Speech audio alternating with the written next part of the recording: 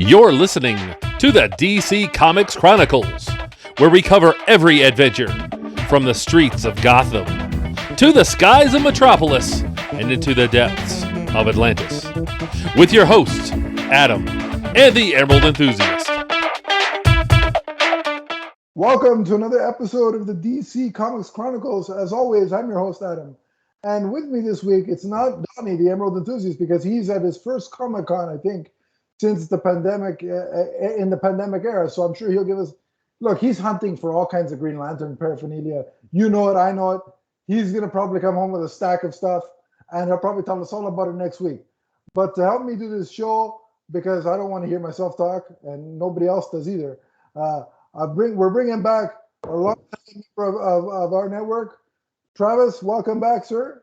Thank you for having me, Adam. I'm excited to talk about the comic that we'll get into later and a little bit of DC news. So it's nice to be back, and it's nice to have you back. we're just talking comics. We're not even talking about things that are going to disappoint us by the end of next week. We're not going to discuss that thing that gives us so much despair since like forever, because it's 67, but I won't even mention the team name because my heart's going to be broken in a couple of weeks. The pain starts Monday. We'll focus on superhero stuff and just pretend we'll put that out of the side for us. but it's nice. It's nice to have you back, Travis. And I just want to tell the audience. I'm not going to get into the details, but unfortunately, way back, what was it, a year and a half ago, Travis and I had a misunderstanding on that hellscape that's known as Twitter, and we got into an argument over, of all things, cape shit, and it was stupid, I think, on my part, and I just want to say, because one thing that this whole pandemic thing kind of really put into perspective is that life is too short and precious to focus your energy and get upset over stuff that's supposed to be fun. And so, in times like that we're living in, it's always good to have as much people around you that make life and things you both can enjoy enjoyable. And so, again, Travis and I were able to be adults about situations. We talked through our little disagreement, and we've moved past it. But publicly, I want to say, I apologize for my part and all that, and I'm glad we got past it. So welcome back, and it's nice to be in this place now. I appreciate that, Adam. First of all, listeners, let's not get it twisted. Adam reached. It wasn't Adam reached out to me. Adam was the bigger guy and reached out to me. It takes two. I will say maybe we could go back.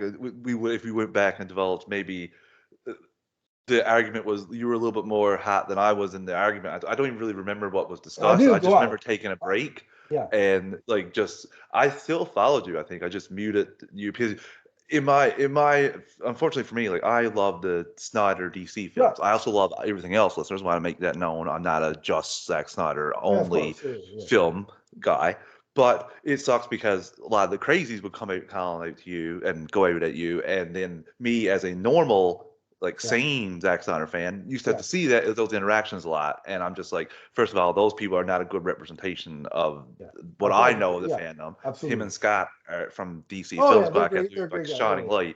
But I know how many crazies out there, listeners. The most black people I have on my list are Zack Snyder fans. I will say that. Well, fans, I'm being really inevitable. But there's far more we have in common and like. Yeah. So it was big of you, and we moved past it, and now we're just going to talk about how we're basically going to help each other get through the Maple Leafs loss in a couple of weeks. So you find people to help you through tough times like this, and we still love a lot of the same DC stuff. Like there's not much that we don't like. I'm really enjoying Superman and Lois. We review that. I do a couple shows for a network, and we review Superman and Lois weekly whenever it comes out. I don't really want to get into the madness of the breaks. I've got a candle in my room with Superman and Lois picture, and I light it every night and pray that it gets moved to HBO Max every single night, so we can get a weekly just here's 12 episodes. Here's one a week for 12 weeks instead of here's 3. Here's an amazing episode, and then here's a month off. Like what? So yeah, I love a lot more things, but you said it really hit the nail on the head, and I think we're gonna have a fun episode tonight talking about unfortunately some cancellations, but like I said, we got a fun comic that I can't wait to get into. You can easily see the inspiration from the Batman, Batman. Absolutely. Before we get into the book, though, Travis did allude to some DC news, both on the TV front and a little bit of the movie talk. So on the TV front, we have unfortunately both Batwoman and Legends of Tomorrow are coming to an end. They will not be back for season 4 and 8 respectively. For me personally, I was watching Batwoman. I have left Legends of Tomorrow long ago. It just wasn't for me, but I'm not going to belittle anybody who likes that. I understand that there are fans of that, but I think for me and where I'm at with these cancellations is simply this. We got a report a couple of weeks ago that kind of hinted that because of the pending sale of the CW and the merger with Warner Brothers and Discovery, a couple of shows were on the bubble, and these were a couple of the ones that could have been canceled, and now here we are, they are canceled. I mean, look, it sucks for everybody involved that works on these shows, but things can't last forever. They're as much as we want. I mean, you and I would have liked probably Arrow to go another couple of seasons.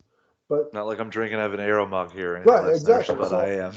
So I mean, actually, it kind of went out the right way, Adam. With Arrow, I'm happy that it got in. Supergirl got in on its own terms. It sucks. I understand the people that we didn't get a proper ending, but in reality, listeners, you got to think about.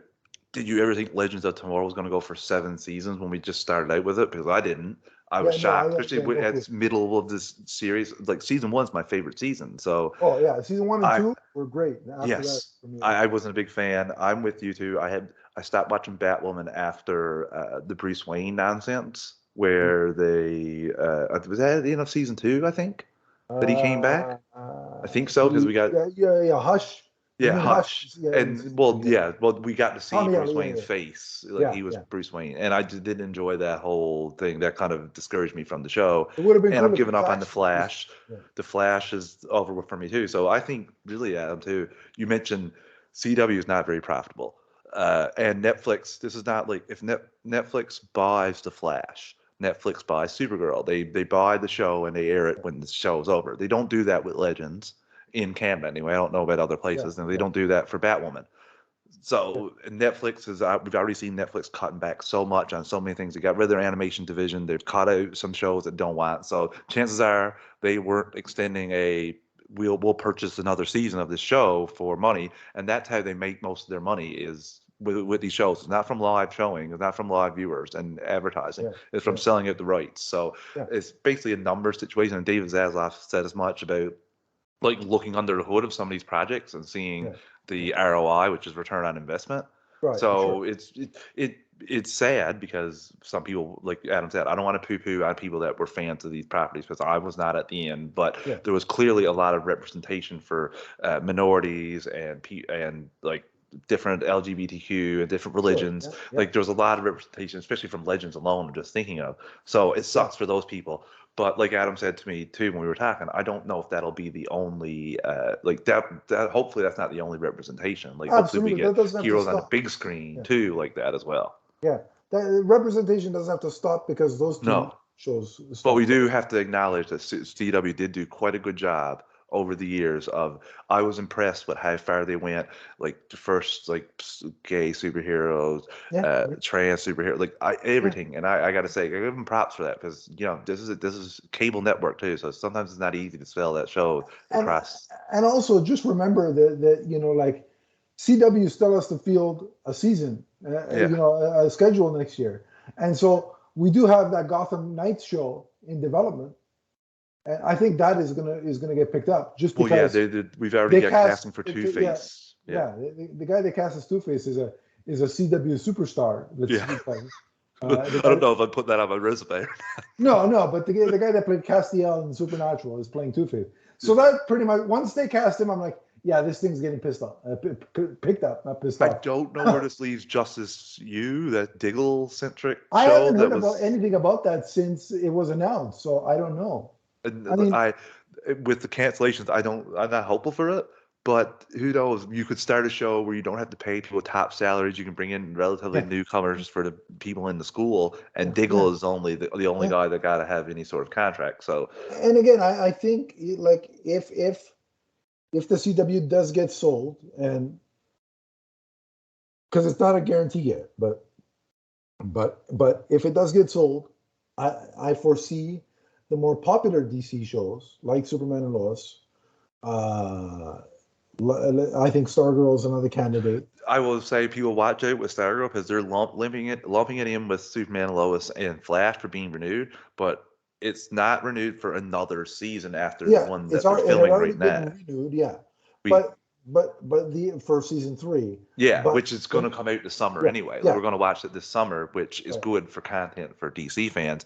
But I'll hold off on, because I see a lot of people like lumping that in with the other two for getting another season. Hold off. They don't even know. They might. Oh yeah, no, they won't make that announcement until the majority of the season is. I would hope so. From watching it, I think Stargirl is enough. It's good enough that it should be with Superman and Lois for staying on. I think if it does stay on, I think Superman and Lois and Stargirl would probably eventually go to HBO Max exclusively anyway. Like if the CW is sold, that's where it would go. Oh, you have to then. Because what purpose would? Honestly, right now, I don't see the purpose for WB having any stake in that because of having HBO Max and Warner Discovery. And that's why them and CBS are exploring a sale, because CBS has Paramount Plus. Yeah. Why do they need, a partnership with Warner Brothers to have a channel? They don't. When they both you have an avenue to air your shows that you don't need that traditional cable route. And I think. And I've also seen people panicking about, look, they're canceling all of these DC shows. What does that mean for the Green Lantern HBO Max show? It means nothing for the Green Lantern HBO Max show because that's its own separate thing. Like when David Zaslav says, one of the quotes he said was, we want to grow the DC brand into something that's long lasting. That to me tells me that Green Lantern is definitely, and because he said some very high profile IP have been languishing. He mentioned Superman by name, but in the ones that he didn't mention, I'm willing to bet that Green Lantern's in that pile.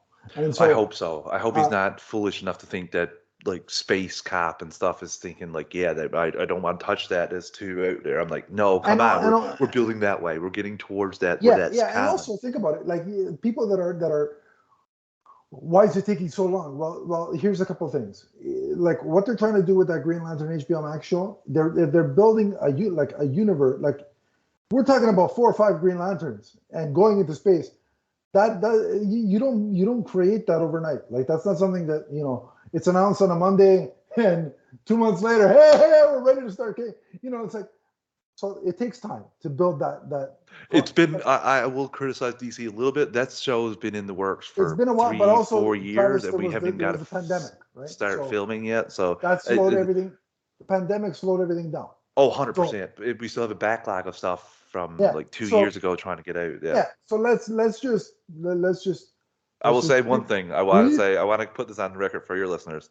I definitely think we could have saw Jon Stewart, and it wouldn't have ruined us for a show that we haven't seen. That is a little annoying to me because I would have loved to see that. As someone who watched Justice League, the animated series, he's my Green Lantern. Like I love him. Yeah. So that I agree. That's a little frustrating. I could understand if the show was coming out. You got me. I'm all about marketing. That's the same thing I had a discussion with my podcast host for DC Alliance about. He wanted to know why Keaton hasn't been shown front and center in his Batsuit yet, and I was trying to tell him, marketing 101, you have the Batman movie out right now. You're not showing Keaton try to take away or lose thunder. You'll wait until like a couple of months down the road. Show Keaton, you're going to get guys a big like pop. you, me, and a whole bunch of other. I'll be like, Can I ask you something? A new toy. A little unrelated. Yeah, I did not think "You Want to Get Nuts, Let's Get Nuts" was a like iconic line. Like I know, like I liked it, but to hear the people talk about the stuff from CinemaCon, we'll the Flash talk about stuff. that in a sec. I don't understand. Like, that was never an iconic. It was a cool line to me, but it was never like, I saw a lot of reporters say iconic line,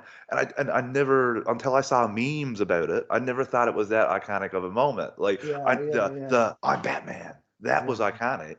When he's holding that guy and he says, "Who are you?" He says, "I'm Batman." Oh, that was iconic. That's gotta be. I would think that's in there as well. I was shocked. I was like, I thought to myself, I guess I'm not up on the ball enough, because I didn't think it just. I mean, I love that line. But I love the line. I'm not saying I just didn't. And I'll quote it every once in a while, but I didn't think it would be so iconic that he would quote it to like the Flash and Supergirl. Be like, "You want to get nuts? Let's get nuts." I figured he'd just be like, "Who are you? I'm Batman." Like, well, I think he'll still do that. Oh, I think he'll still do that. But I thought that was iconic because I'll be waiting for it. I'll be like, "Come on, where is it?" Say the line. Say the line.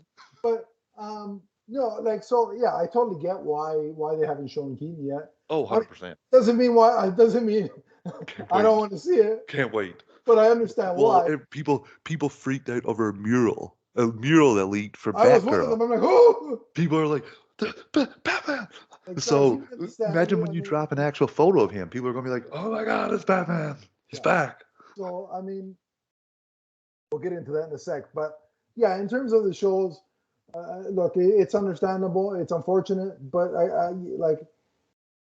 I would place a good bet that we will see Gotham Knights picked up, and that eventually, if the CW is sold, Superman and Lois, and hopefully, crossing fingers, Stargirl will wind up on continuing on HBO Max. Yeah, and be happy with what you got too. Listen, exactly. Like 7 seasons and 4 seasons and 4 seasons, like Listen, I'm still waiting for season 3 of Terminator: The Sarah Connor Chronicles. There you go, and like we remember back in the only Smallville days. So yeah. Come a long way. Exactly, and everybody's like, "Well, I didn't get this many seasons." Well, not everything is Smallville. No. Smallville and Supernatural are the exceptions to the rule, not the rule. Now, I will say one thing too. I've heard a certain main actor talk about maybe returning for a little mini series of one of my favorite DC shows. I'd take it. Listeners, you never know what could come back on HBO Max. So just don't stop being fans of these properties. If Keaton and Rouse can come back, anything's possible. There you go. And Travis, by the way, just a side note on Stephen Amell. Have you watched the show Heels at all? Because I definitely recommend it. Yes, I have. I've watched the first couple episodes, and he's very good in it. He fully commits, and that's what you ask for. That's what you ask for when you watch wrestling.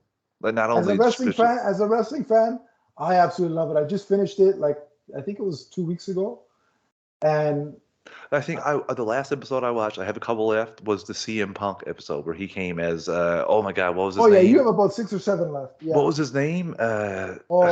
Crazy something, yeah, I can't remember. I know exactly the character. Yeah. Really enjoyed it. It's you're gonna love it. And the finale is the finale. I'll just say this without spoiling anything.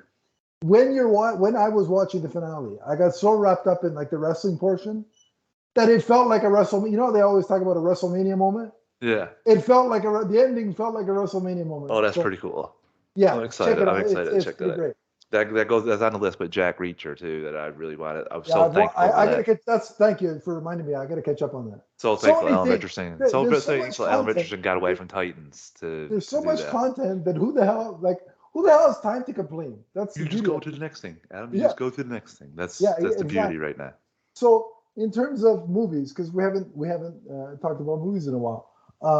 You mentioned CinemaCon, and Warner Bros. Had a big presentation, and the theater owners were the lucky ones that got to see footage. You mentioned the Flash stuff. I really can't wait for that movie. And the description of the footage, I was like, all right, yeah, I need to see this now. I don't know. Okay, I know what I'm most excited for. It's seeing Keaton again. But also intriguing is seeing Sasha Calle as Supergirl, because you don't search through 425 actresses and pick that one just for the sake of hey, it's a one-off and you're never going to see her again. So clearly, to me, Warner Brothers has hopes and plans for her and that character. So I'm excited to see her and what she's all about and which Supergirl is she, because that's still I mean, I think her costume's a bit of a giveaway for the very Man of Steel heavy. No, I think. Oh, you meant what person? Sorry, yeah, sorry. Like, is she Kara? Is she? I think that depends on where she was found, right? I think that we're not sure if this is going to go Flashpoint, right, where Supergirl is in the lab, like she was found there, a la Flashpoint with Superman. I think that's. And I'm really excited for that movie, Adam. I know there's a lot of I think everybody, whether you like it or don't like it, everybody can agree that Michael Shannon as General Zod was a fantastic villain. He's the. Right? I'm trying to think. He's, in my opinion, he's the best DC villain we've had so far. Regardless of whatever people think of the movie, you can't argue that, right? No, his performance, he's fully committed. And he's coming back. And Fiora's coming back. I'm excited. I know people are apprehensive of this because there's leaks that it's going to erase all kinds of movies now, which I was like, just wait till you watch the movie first, guys, before you start complaining about something. Like, is this world we got in now that you can't even watch something first? But there's no point. I think I'm going to throw this out there. I hope maybe this might calm people down a little bit, but I think the shit that we're talking about with General Zod, I think he's on Keaton's Earth. I think that is where that shit's going to go down. I think that Sasakai, all that stuff happens on Keaton's Earth. I think by the end of the film, the two Earths will merge into one. I can see that. Yeah. And you can have Keaton come in, but I don't think, especially from seeing in CinemaCon, they had Henry Cavill's Superman plastered on a big screen for just a show. And this the only Superman they showed.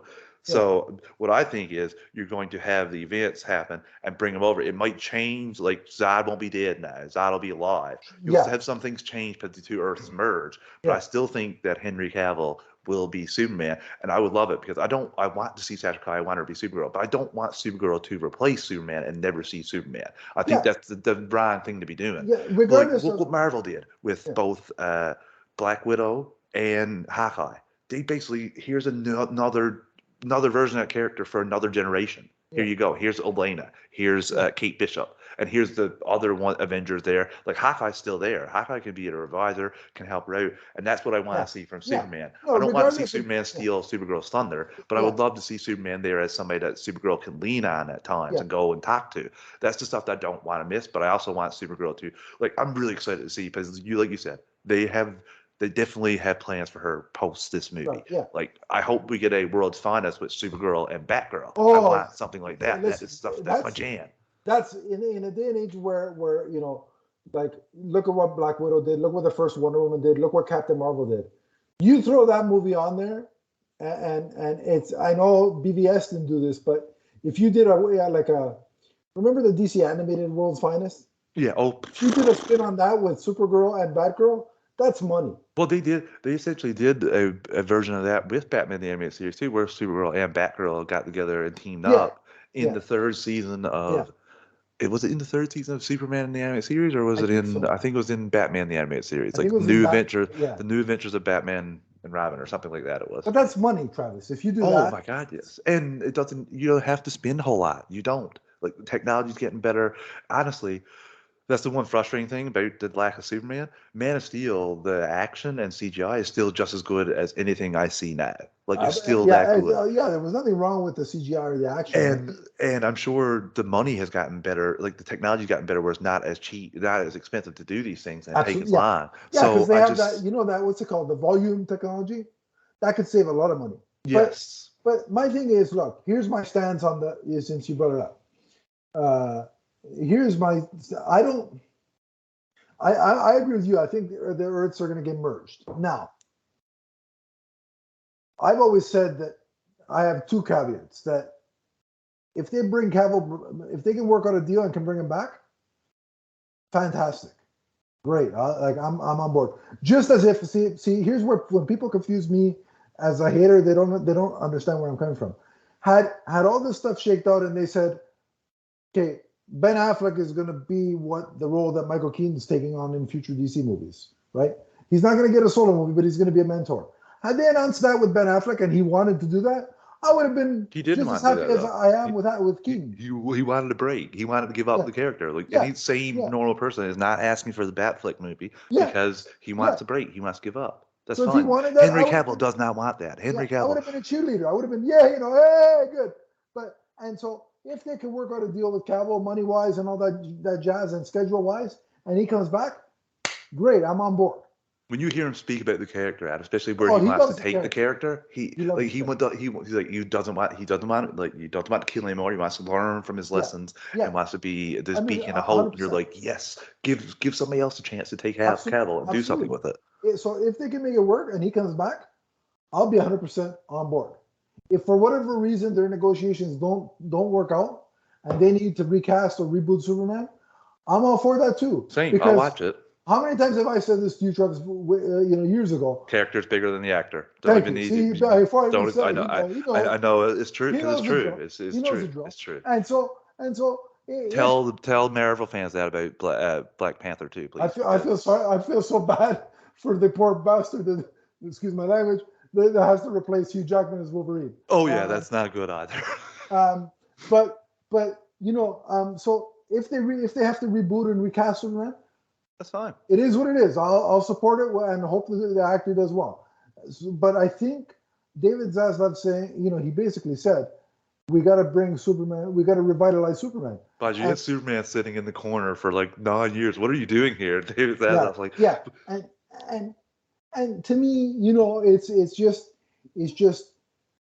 and here's where Walter Hamada's done an actual real good job. And this is why I think he'll have a place in David Zaslav's hierarchy in DC. If he makes some money, the only thing that goes against Walter, honestly, the only decision is the not fully believing in Joker and making Phillips have to go out and get financing for the film. That is true, but in retrospect, when they announced the Joker movie, I'm like, by himself. I know that. It's just the amount of money they were asking them. It was only $50 million. So it's not that big of a commitment. If you lost that, you could get by on that. I know he wanted to make all good decisions, but that's one that if you're, because of the Zaslav quote about looking at return on investment and looking under the hood, that's the stuff that make me worry. But Hamada's, every movie he's produced. Yeah, and if you think about it, Travis, I think the biggest issue with Superman, to make that character more viable than the place where he is now, the key is managing the budget. Oh, 100%. 100%. We've talked about that many times before. That's the key. And to me, when you look at something like, I'm not saying make it for Shazam's money, but you could. I mean, realistically, the key to Superman is, first of all, tell a 4-quadrant story. It has to be 4-quadrant. You have to get people from the age of 4 to 4. This is an exaggeration, but 4 just to keep with the number. From 4 to 400, if anybody lives that long, let us know your secrets. Give me your secrets, That's how long we're going to have to live to see the Leafs win anything. But anyway, so you have to appeal to the wide, broad, for Superman to be successful. So that's a key. And then budget. If you could do, I think there's a good Superman movie to be made between $115 to $175 million. I think you're right. I would love to. I'm going to continually write David Sandberg now questions on Twitter and ask him, because I want to know what the budget was, how much it cost for the fight scene in Shazam in the air. I think the whole thing was $90 million. I know. I just want to know that specific cost, because that is that takes a heavy Man of Steel, Superman's odd fighting in the city, very similar to that, and it looks just like it. And that's the thing. Absolutely. Now, the reason that Man of Steel cost so much is they put that level of VFX care into the film, where you can watch it now 9 years later, 9 years later, and it's still a good film. And the problem is, people don't have problems with the CGI. They have problems with the story. All the budgets from like failed Superman movies kept getting rolled into get added onto that too. Yeah, that doesn't help either. No, that's tough.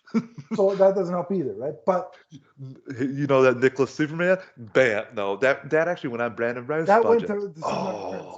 So basically, there was one other one. There was the potential sequel to Superman Returns. Where did the Justice League Mortal budget in that go? That went probably to Man of Steel, is my guess. Oh. Because that was post Returns. So that that was that would have been that's another great what if for DC fans. But I'm excited for Flash film. I'm excited for all the film, and Black Adam is the other Black one. Adam to me is a sleeper. Okay, That's the one that I want to see more so because of the spin-off potential. Because we see what Matt Reeves. If this is a hit, if Black Adam's a hit, you may even get spin-off HBO Max titles for Hawkman, Dr. on Fate. HBO Max, sign me up. Dr. Fate, Pierce Brosnan. You could definitely do that. Like, so it's because we're getting 2 HBO Max titles from the Batman. Just 2. We're getting the Penguin and the Arkham series. So if this is successful, right now. and that's kind of the MCU plan where you're having your your Disney Plus properties and your film all together. So I hope that works because I love Peacemaker. I didn't think that was a blast. I love Peacemaker and Suicide Squad, but I was a little apprehensive. I was like, "You're going to do 8 episodes, or 7 episodes? Okay.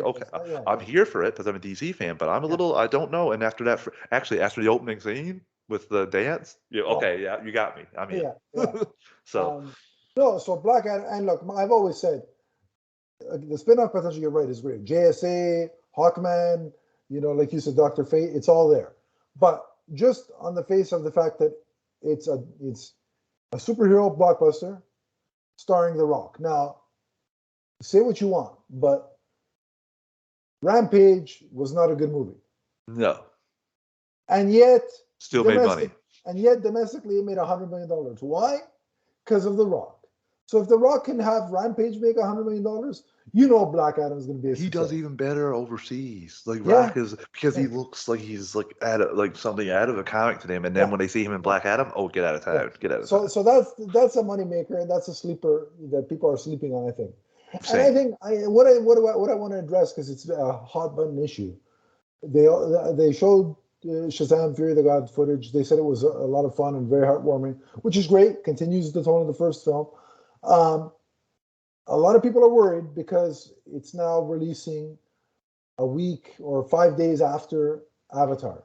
Wait, so they're being a little bit more kind to Shazam, whereas Shazam 2, because Shazam 1 was placed directly in between Captain Marvel and Avengers Endgame. Yeah. So But here's where people, I think, are getting worried over nothing. Remember back a couple of years ago during Christmas season, we had Mary Poppins, we had Bumblebee, we had Aquaman, and Into the Spider-Verse. 3 out of the 4 did really well. And the one that they thought was going to kill Aquaman did not do very well at all. Right. So my point is that just because Avatar is going to dump, look, whether I am a huge fan of Avatar or not, I'm not. Never seen the first one. Well, to me, it's Pocahontas with blue people, but I have no intention of seeing the second either. But anyway, but I'm not going to deny that it's going to be big. Okay, I'm not naive. I'm not stupid. I know. Everybody knows. James Cameron, never bet against James Cameron. No, you never bet against Cameron. So, but that doesn't mean that, oh my God, Avatar's here, nobody's going to watch Shazam. Like the beautiful thing about the Christmas slot is that every day is a Saturday. Every day plays like a Saturday. Yes, 100%. Shazam's budget is probably going to increase a little bit, but it's probably going to be 150 or less. I don't think there's any question of it making its money back or anything. And this is a good thing, listeners. That this is a thing that you hope, instead of keeping it on the same weekend as Avatar and getting absolutely destroyed, because it would have. Yeah. I would have liked it to go even further down the line. I'm okay with it when it's a smart decision. When you're moving it, like when we don't know, for example, what with the teaser, they move some films and you don't know. This makes sense because this is right after Black Adam. So 2 films. Yeah. Oh, this kind of makes sense. Maybe things are connected with these two. Maybe we'll see some crossover potential. Yeah, and again, don't worry about because people are worried about, well, if it doesn't do well, then there's no Shazam 3. But I think, given the ages of the kids and everything else, I think whatever Shazam 3 is, it's going to be a team up with it's going to be a versus Black Adam. Yeah, I think we'll see most of him as Shazam instead of exactly. Billy Batson. Yeah. For lack of a better word, I don't think the next film featuring Shazam would be a solo with all the kids and anything else anyway. And he has a shelf life too because of that. Unless you want to give his power to someone else and re-go. But I'm excited for that. I can't wait to see that film. And like you said, and it makes sense. Like don't panic, especially when you see we moved this film so now it follows Black Adam. It makes me think. No, but Sounds like they also might have a plan. They might just actually have a plan.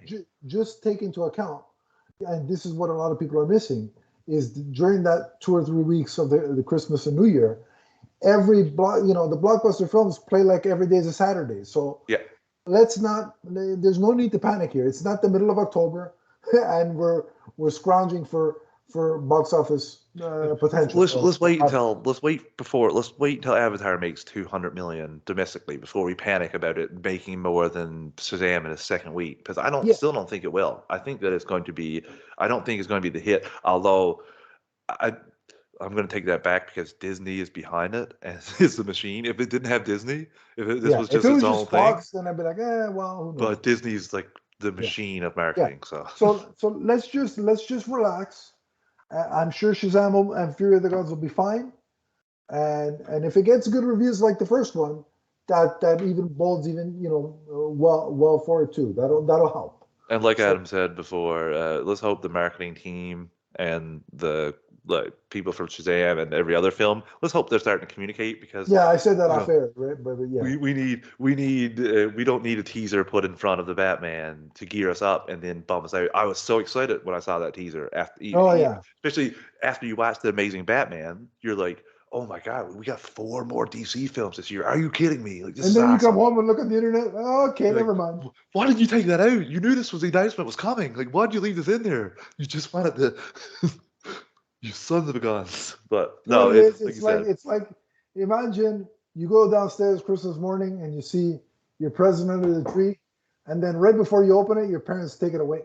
Yeah, they're like, no, you need another. Sorry, wait till next year. It's just, it was a little frustrating, but still excited for all those films. But listen, we're used to that kind of stuff because Leaf fans. But anyway, the last bit of news before we get to the book is, this is the no-brainer of all no-brainers. Also at CinemaCon, it was announced that Matt Reeves will return to write and direct, and Robert Pattinson, Travis is shocked, will return to play Bruce Wayne Batman in a sequel. Did you have to point that? Did they have to point that out at the press release? I read that. I was like, do you really have to tell us that Pattinson's back? No shit. Like, this is his most popular role of all time. Yeah. Like, sorry, Twilight fans, but and he killed it. So.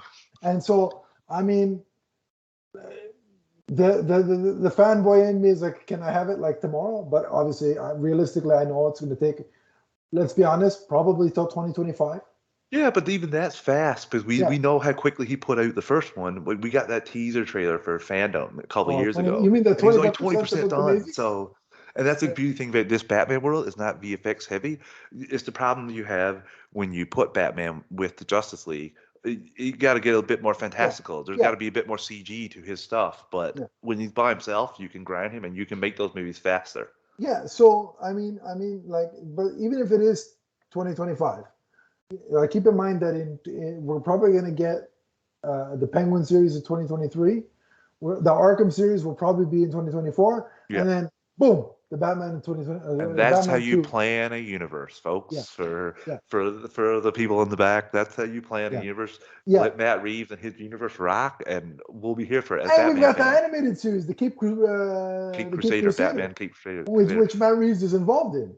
And it's going to be his own thing. There were rumors before that it was supposed to be just a complete continuation of Batman the Animated Series. So I am enjoying that. It's in the spirit of Batman the Animated Series, but it's its own. So yeah, I mean, more the Batman, more Matt Reeves, more Robert Pattinson, and to the people that were boycotting and thought it was going to fail, and you're still perpetuating that idea. Don't understand. Sucks to you. I mean. Simple math, what can I tell you? You just go look at Batman's numbers over the years. The only time it ever flopped was Batman and Robin. That is it. Yeah. That is it. Yeah. So, so we're going to be here for it all. I'm here for it all. I know Travis is excited for it all. And Travis will definitely come back and discuss some of those. Oh, hell yeah. With us. So be sure to be on the lookout as they happen. When they happen, we'll be here, hopefully, unless the apocalypse hits. And we'll hopefully enjoy it all. But we're going to take a quick break. And when we come back, we're going to discuss Batman Ego. There it is. We'll be right back. I'm your host, Adam. And I'm the Emerald Enthusiast. And for all your multiverse viewing and listening needs, check out our shows. That includes Teenage Mutant Ninja Turtles, Ghostbusters, Masters of the Universe, the Marvel Universe, and the DC Comics universe, including the Emerald Echo podcast. All right here on YouTube and Podbean. From the first podcast and vidcast to the last. And we're back. And as we said before the break, the book we're reviewing today was written and illustrated by the late, great Darwin Cook. And it is Batman Ego. Travis, this is the first time that I've ever read this book. Same. A lot of the desire to read it was essentially because everybody was saying, well, if you're excited for the Batman, read Batman. We recommend Batman Ego. And as you know from knowing me, I like to, when I read a specific character, I put on a specific soundtrack of one of that character's movies. And in this case, I put on the Batman soundtrack. And man, did it fit perfectly with this book. Like, it was just like bread and butter. Yes. The opening sequences where Batman is, it talks about Batman being in year 3, I believe, when this book is Yeah, correct. Is happening.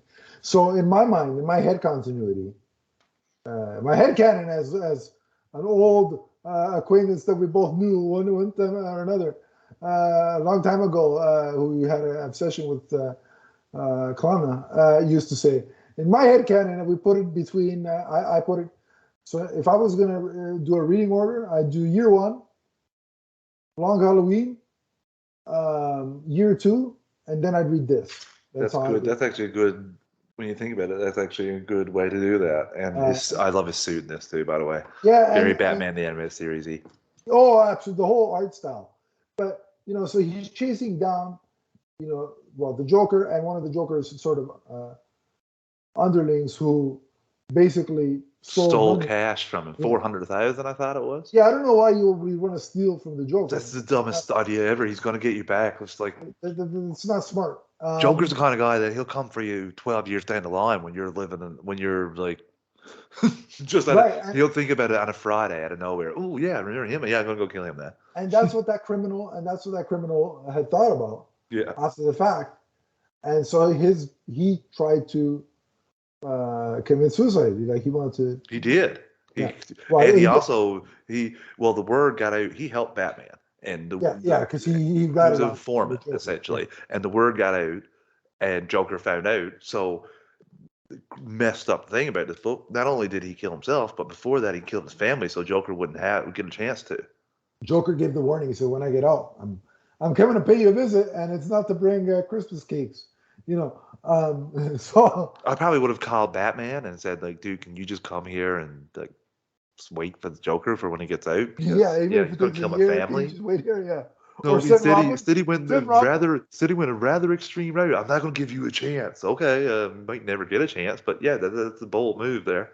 But the point is, he tries to throw himself off a bridge.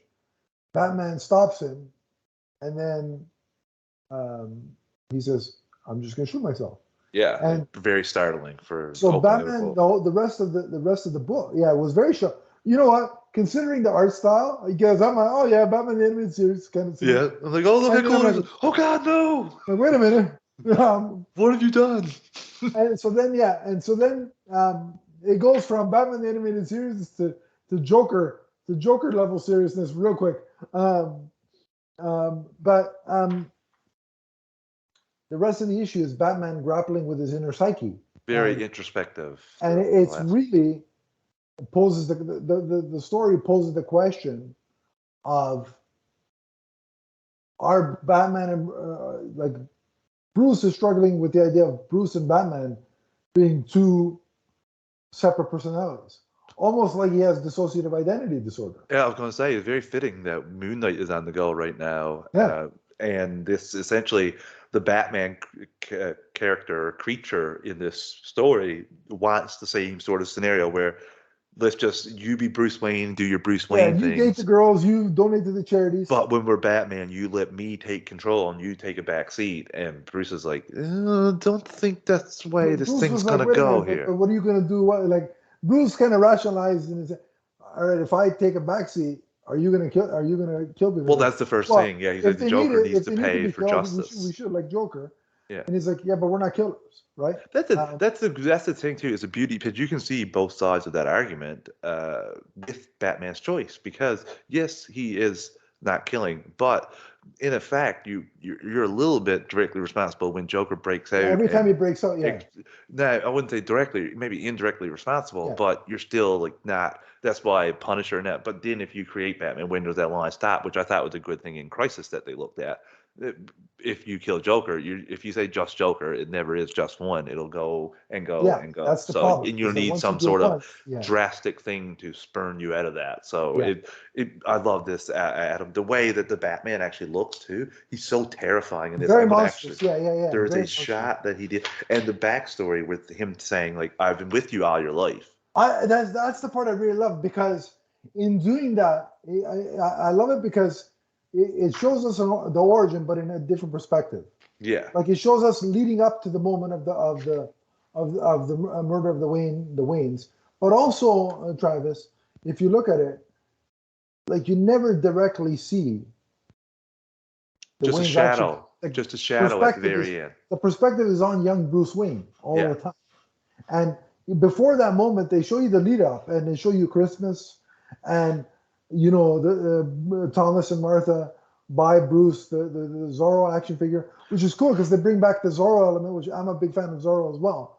And like the Batman persona, when he's having a conversation with Bruce, he's like, even Zorro knows that sometimes you have to kill. Like, yes, I love. He doesn't like to do it, but when you have to, like, why can't you, I love how he pulled him in, but we can see why, because like he goes with his father to, like, his father goes to basically try to save somebody and that person dies.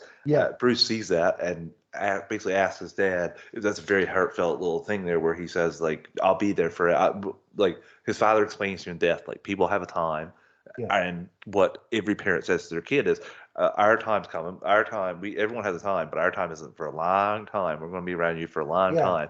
And we see that little thing there. The worst part is Bruce. Yeah, it's a beautiful shot. Yeah, so we know what's going to happen to Bruce. And then the Batman says, "I've been with you since that moment." Because the real heartbreaking thing is when he says, "Everybody has a time, but ours is not for a while." Yeah, and yours is right around the corner. You promise? And he's like, "Yeah, I promise." And then we're like, then you shouldn't have gotten that out. And then they'll start yelling at them.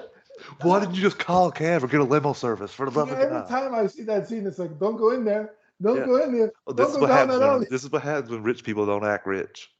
Yeah, it's like, why you slumming me now? We're going to be men of the people. Yeah. Screw that. Give me my limo. Yeah, 100% there. Give me the Pope-mobile for that. Yeah. So, no, but I just love the whole...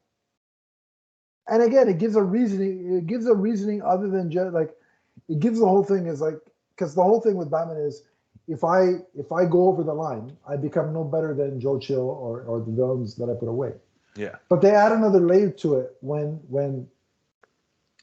they add, the Batman persona says, the reason you don't kill is because you're trying to take an element of your father, the healer, the protector. Yes. And that's why. So that added layer adds so much to that angle of the character.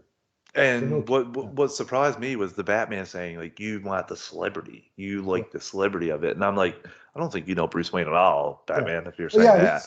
He's getting upset. Like the persona, the mental representation of the persona is like, look, you have a signal.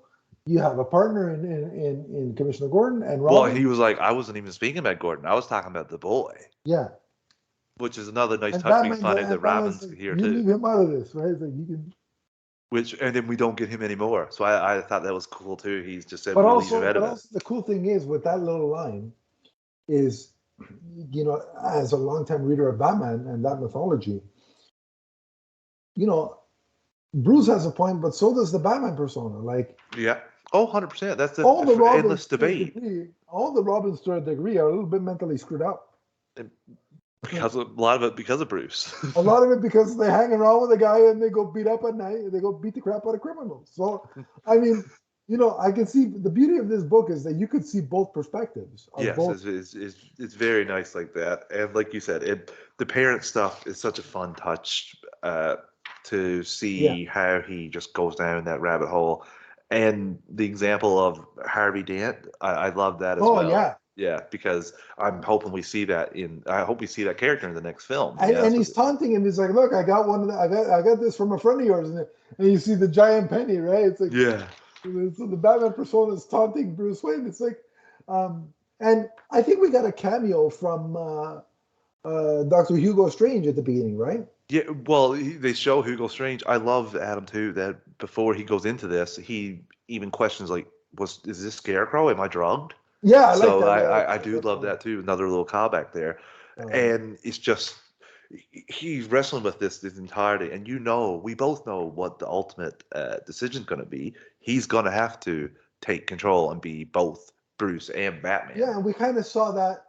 It kind of parallels the movie, the end of the movie, where the thing that's one of the complaints I don't understand with the movie is how come he didn't be Playboy, and I'm like, he's still just learning. Not there yet. Yeah. That's going to be a tool in his tool in his toolbox now going forward. He's going to know working with the mayor and all. Like this is a progression. Like let's in year one he wasn't working with anybody. This is year two, but it takes a lot of year one elements. And did you see the part where the part at the end where at the end of the book where they make that decision to like. He's like, going to be the one, yeah. The Batman persona is like, all right, we'll do your way. No killing, and we'll kind of merge, we'll share responsibility. But the end where he saves that, I think it's that woman, and he's holding her hand before he takes off. Well, Matt Reeves took that and used that in the end of the movie. And I've seen that get a lot of criminals like, oh, Batman shouldn't be saving it. Well, I'm like, so wait a minute, we're taking offense to Batman saving people now? I did laugh when someone said, my Batman, like I remember Batman in an alleyway beating up people, and now Batman's part of the Red Cross. I did laugh at that. I thought that was a little bit of a clever tweet saying Batman was part of the Red Cross, like helping people out during the flood. Thought that was a little funny, because I will defend some people in saying that we didn't. The only Batmans we've seen so far would leave that scenario, wouldn't stay to help people. But I'm fine with that. This is another take. This is another. Yeah, and also this is a Batman that's trying not to be so crazy. If you look at Batman the animated series, like we've seen him on a swing with a little girl. Right? So, he progressed though to the point where in Justice League he's there interacting with regular people. We saw him with the girl on the swing and. Whereas the first season of Batman the Animated Series, there was people that still didn't trust him and didn't think he was real and all that. So you just build that progression, like you said. This is what this is too. Yeah. So so I really like that, and I'm like, okay, that's where Matt Reeves got that moment. I got a little like welled up when I saw that in theaters. Like it was a great moment. It's the moment where he goes from vengeance to Batman. That's where he justice, becomes Batman. Really. From vengeance to justice is what he went from there. Right. And so but I love seeing that moment in the book, because I'm like, okay, that's where Matt Reeves pulled it from. Well, he essentially says, Adam, that we'll be together for both of it, but there's only one rule, is that no killing, because there's a difference between us and them. And he says, as long as you're okay, if you can live with that, then Bruce Wayne can live with the responsibility of the Batman. Yeah, because that's just perfect. And he even says it in the book. He's like, yes, it's about fear, but the people that deserve it get the fear. The people who need hope get the hope. And that's what we learn in the Batman too. In the book, he's basically saying, my perspective of how to do this, how to be Batman, has to depend on who I'm dealing with in the scenario. Yeah. So if I'm dealing with somebody I'm saving, I can't run around screaming in a gravelly voice to scare the crap out of them. It reminded me of the New 52, the New Frontier. Sorry, which Darwin Cook also, where Batman goes to save a child from a cult, and after he saves him, the child's just as scared of Batman as he was of the cult, and that spurs Batman to get Robin, so he can be more relatable to kids. And that worked for me. Just like here, I Darwin Cook. I wish we had more from him. Unfortunately. Yeah, this book is phenomenal. All I can say, and the art again, we talked about, the touches of animated series. Yes. You saw a lot of there was a bit of the red coloring that Matt Reeves used for in the Batman marketing. You can see it in here. I could And see Mask of the Phantasm influence in this, if I'm being honest with you. Yeah. The whole Mask of the Phantasm film. Mask of the Phantasm came before. That's right. Yeah. 92. This was 2000, I think. So I could see Mask of the Phantasm influences just as much as any Batman stories that came before. Yeah, and also I love how you use like the 40s Batmobile. That was a nice touch. Yeah, that was a very nice touch. That was cool. Just chef kiss there.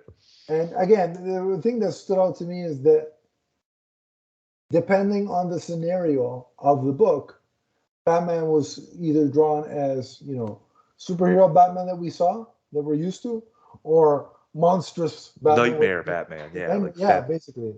Like Batman, if you were exposed to the fear gas, exactly. You would see that version of Batman. Well, I love how that's what he initially thinks. Like, am I under fear toxin here? Like, what? Yeah, I love that callback there. And then he shuts off the computer thing. Everything's fine. And then Batman appears in front of him. He's like, "Oh, God dang it!" So yeah, I mean, like this book, it excels both from a writing perspective, from the written word and the art. So.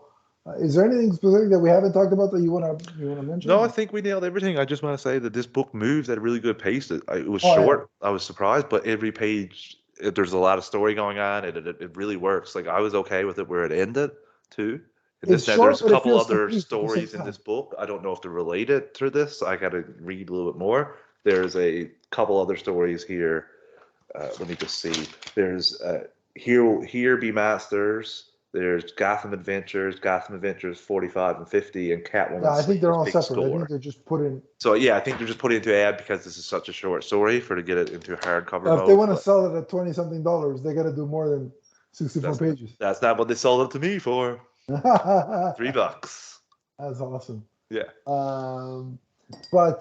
Yeah. So before we wrap up and do our social media plugs, let's give it a rating. So we usually do 5 for story and 5 for art. So go ahead and I'm gonna give it a 4.5 for story and a 5 for art, especially because you don't see it drawn like this anywhere else. Like, a lot of times you can see like how one comic artist influences another comic art influence like that. But here, I think is its own thing. And like you said, the Batman is drawn so like terrifying. All that stuff works for me.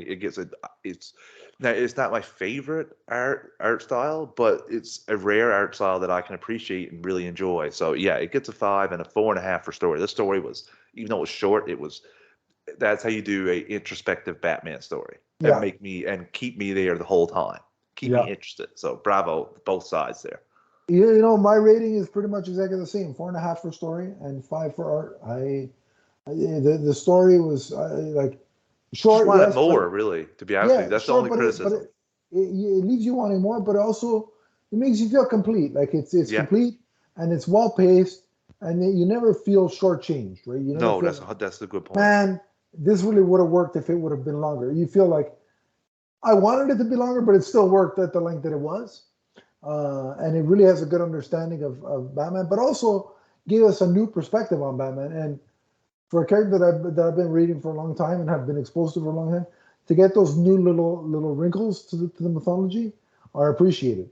And then the art, it reminded me a lot of Batman the Animated Series, and anything that can bring back memories of that is a win for me. So there's like 4 points there just because. Yeah, and then 1 if you stick the landing, it's an extra point. Yeah, great stuff. I'm glad that I finally bit the bullet, and not bit the bullet but I'm glad I finally went through with the promise to myself that I was going to read this, and it was fun to have Travis go through it with me.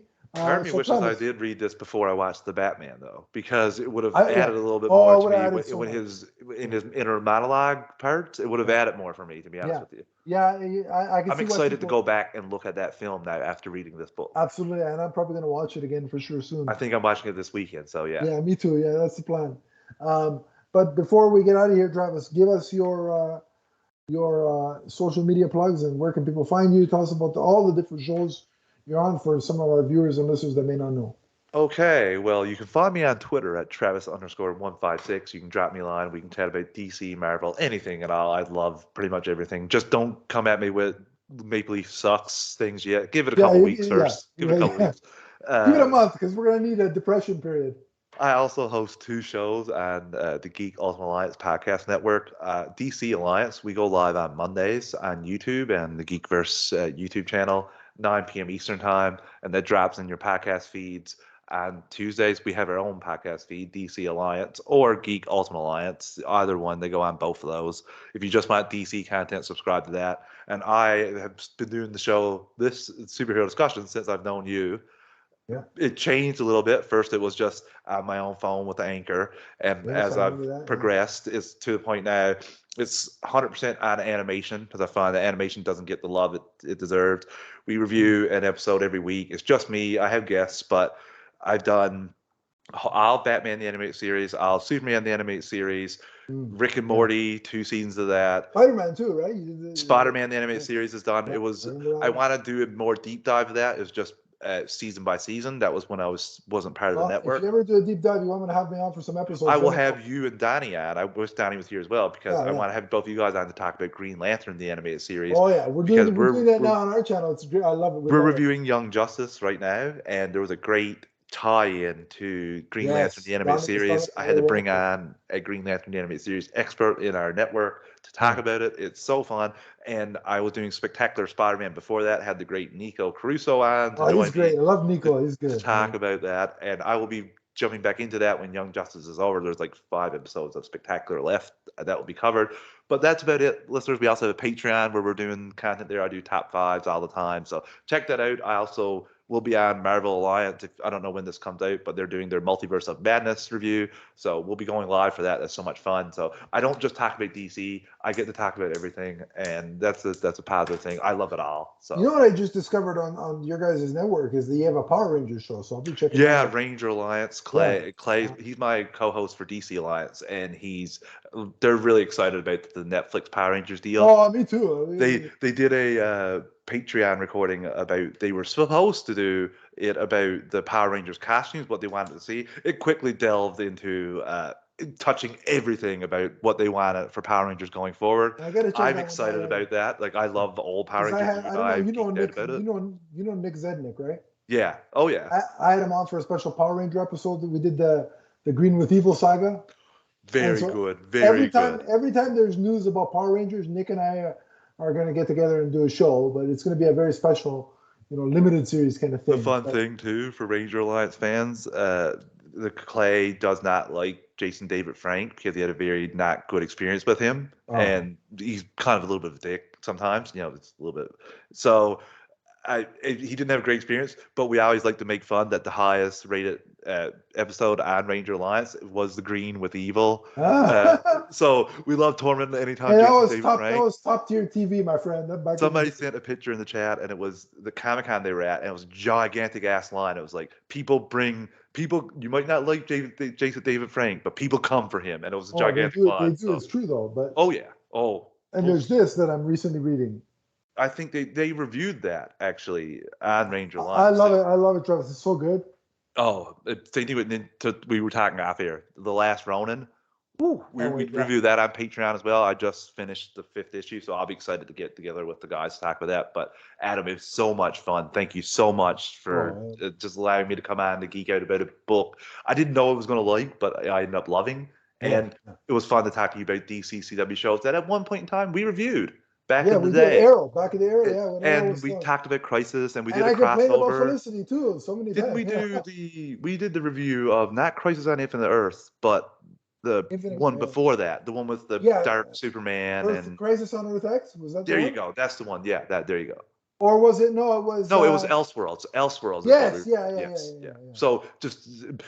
You got to be excited, CW fans, DC CW fans, that you got so many years of such great content. It seems like CW is winding down, but if they made those shows with that network, just imagine what they will do with HBO Max. HBO Max is going to be the next phase for DC TV. Yes, and I'm here for it. Same. And if again, in terms of social media for me, if you want to follow me on Twitter, it's at Adam_LeafsFan. The podcast network and vidcast network has its own Twitter page at MMNPDC. We have a Facebook group, which is somewhere in the link below. Click in the description below. Click the link. I'll add you. We can continue the conversation there. But until next time, remember. And by the way, Travis will be back, of course. I will return. Yeah, he will return. I bet the tagline of movies, Travis will return, but we don't. Travis will return. Yeah. But until next time, remember that Batman ego is forever. From the first time he interacts with his alternate persona to the last. So long, everybody.